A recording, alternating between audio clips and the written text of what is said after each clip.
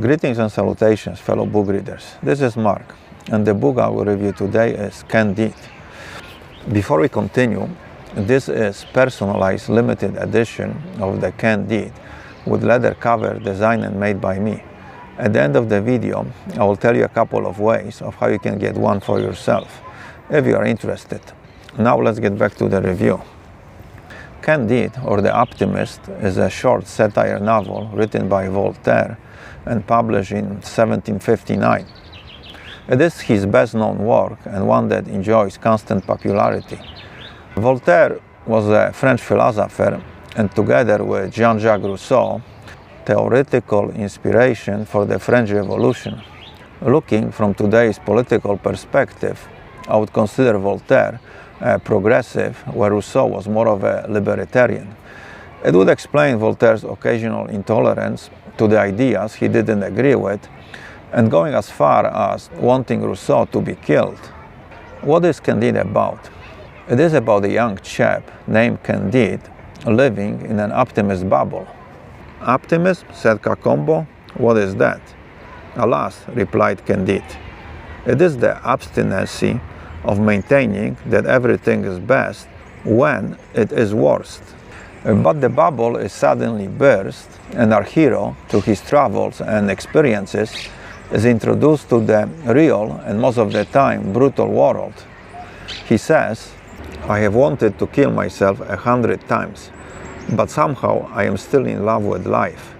This ridiculous weakness is perhaps one of our more stupid, melancholy propensities. For is there anything more stupid than to be eager to go on carrying a burden which one would gladly throw away, to load one's very being and yet to hold it fast, to fondle the snake that devours us until it has eaten our hearts away? The background of the novel are historic events of the 18th century, such as Lisbon earthquake, 7 Years' War, and Jesuit revolt against the Spanish and the Portuguese rule and rules in South America. The book's theme serves as a rebuttal of Leibniz's philosophy of optimism, and Voltaire uses ignorance, prejudice, religion, class divisions, and resistance to new ideas to make his point. Now, a bit of the plot. The book is divided into 30 short chapters. The story begins in the castle of Westphalia, which was one of the German states, and where we are introduced to the main characters. The key personality, as we can deduce from the title, is Candide, a bastard and illegitimate child of Baron's sister. Then there is Cunegund, daughter of the castle's baron, and Pangloss, tutor, philosopher, and eternal optimist, who constantly proclaims that they live in the best of all possible worlds and all is for the best. They live their happy, secluded lives until Candide shows sexual interest in Cunegund, for which he is expelled from the castle. As he wanders the countryside, he is forced to serve in the Bulgar army, and he participates in major battle between the Bulgars and Avars. Shortly after it, Candide escapes to Holland, where he finds Pangloss. Pangloss informs him that the castle was destroyed by the Bulgars, and the whole Baron's family, including Cunegund, was killed.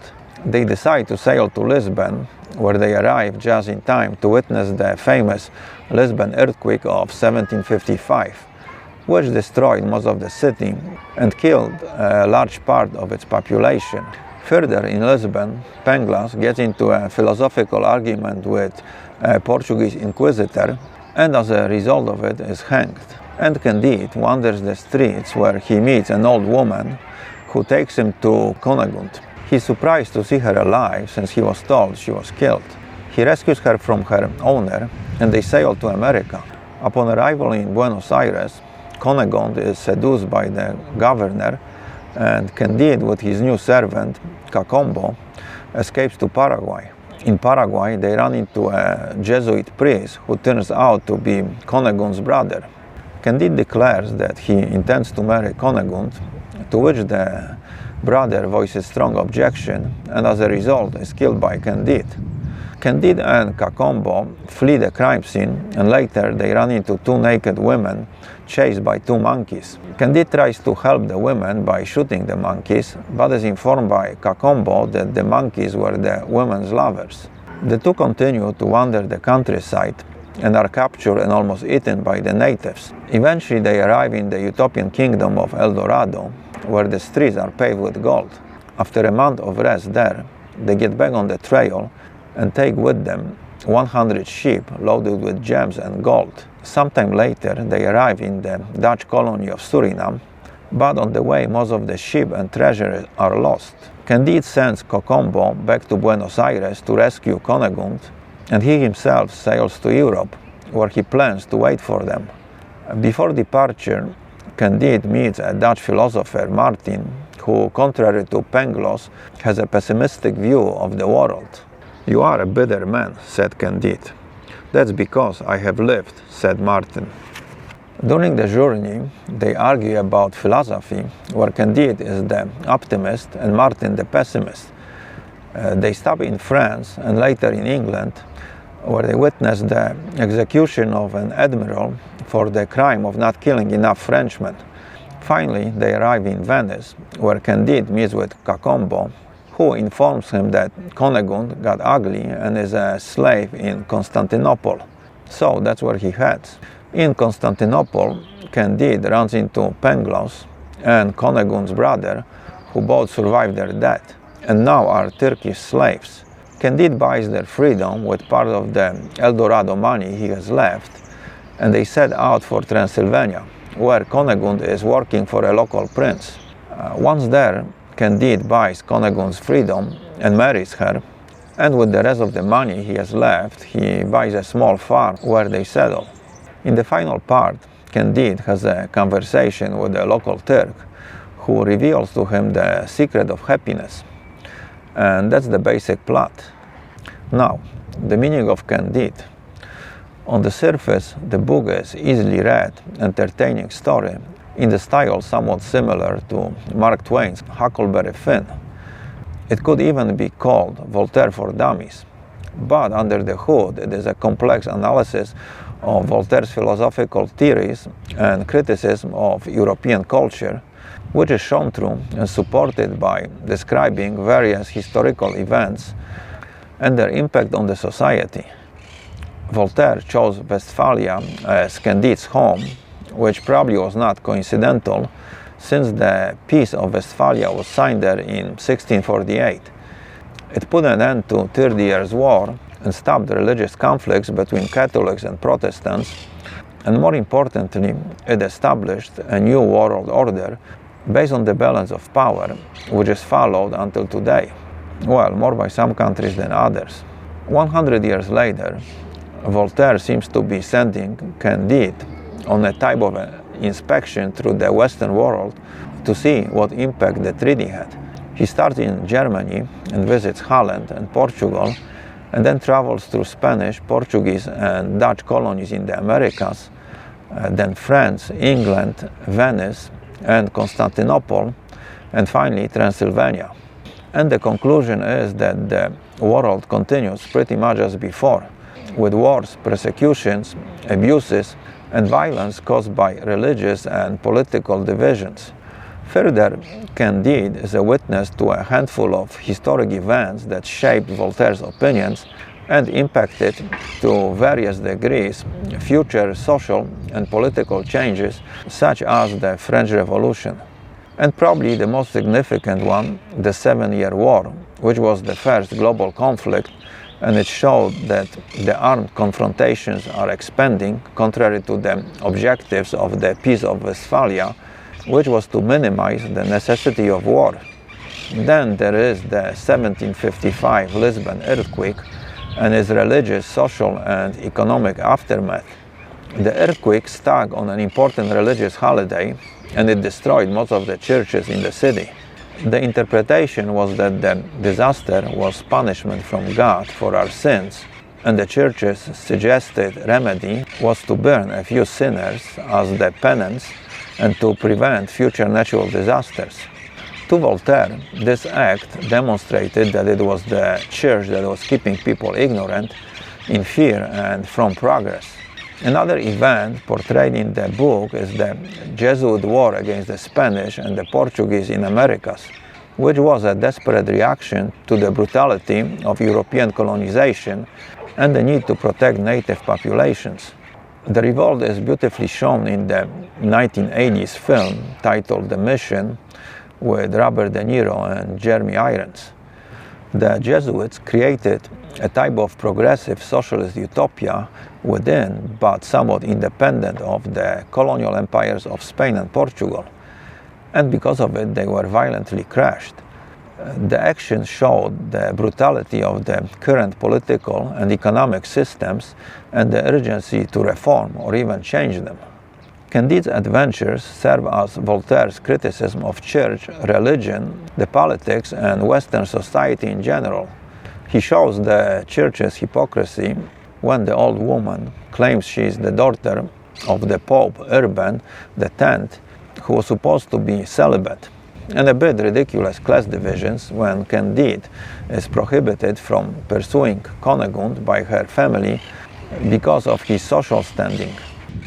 Further, the shortcomings of the Western political system when compared with the utopian kingdom of El Dorado.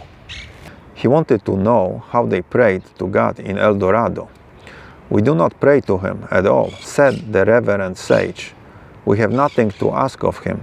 He has given us all we want, and we give him thanks continually." Even Candide's final insistence to marry Cunegund after he realizes she is quite ugly and undesirable is an allegory about the resistance to change and the resistance to new ideas. Through the book, Voltaire also suggests to us the need for balance in life. He seems to imply progress lies somewhere between the two extremes, the optimism of Pangloss and the pessimism of Martin, between thinking and doing. "I should like to know which is worse, to be ravished 100 times by pirates, to have a buttock cut off and run the gauntlet of the Bulgarians, and to be flogged and hanged in an out de fe, and be dissected and have to row in a galley. In short, to undergo all the miseries we have each of us suffered, or simply to sit here and do nothing." "That is a hard question," said Candide. Voltaire further tells us to worry less about the events out of our control and instead focus on bettering ourselves. "All that is very well, but let us cultivate our garden," says Candide after philosophical conversation with Pangloss. Voltaire implies that the secret to happiness seems to lie in isolation from society's problems through work. When man was put into the Garden of Eden, he was put there with the idea that he should work the land. And this proves that man was not born to be idle.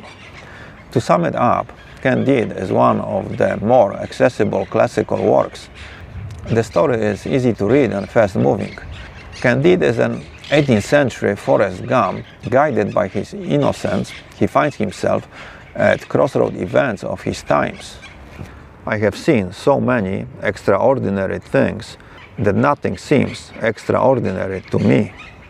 The book can be read as an adventure tale or serve as a window into Voltaire's philosophy and its meaning analyzed and interpreted. I myself like Candide and enjoyed reading it. The novel is an easy, well, perhaps not easy, but entertaining introduction into Voltaire's opinions and beliefs, and it shows that philosophy can be fun and funny. Okay, let's talk about the physical book. The book I am holding is a paperback which I transformed into a hardcover leather-bound edition. To make the cover, I use grade A naturally tan hide I buy from a tannery in North Spain. It is the same leather Louis Vuitton uses to make his bags, so it is top quality. I do all the processing of the leather myself. First, I designed the cover, which what I did here. I took the cover of the older edition of Candide and I transferred it onto the leather. On the back I used a 16th century map of the world as the background, and I added a blurb about the book. And on the inside of the front cover I included this quote: "All is for the best, in the best of possible worlds." If you want to see a more detailed video where I explain how I transform paperback into leather-bound hardcover, click on the link in the description. I will make maximum of 100 editions of each title. Each one will be numbered and initialed, and the numbers will go in chronological order from 2 up, since number 1 stays with me. The price will be around $100, so if you would like me to make one for you, you can click below on my email and send me a message. I do not guarantee I will do it, since it will depend on the time I have available, access to leather, and if I can get my hands on the copy of the book. Now, if you're not willing to spend the $100, but you still want the book, what you can do is click below on the PayPal link and donate $3 or more to my channel. And for every 100 donations, I will make a lottery and draw one name, and the winner will receive the book. So, if you are cheap but feel lucky, this might be the way to do it. Also, your donations give me the extra motivation to make the book reviews, and I appreciate them very much. So, thank you in advance. One more thing. When you make your donation, remember to include the title of the book you would like to win. The book itself is beautiful. Visually, it has a very nice texture, it smells great, and the more you handle it, the more beautiful it will become. And it makes a great gift for yourself or somebody who appreciates books. So, if you want one, don't snooze or you might lose. Well, that's it, so let's end it here, and until next time, keep your ear close to the ground and read a book. Adios.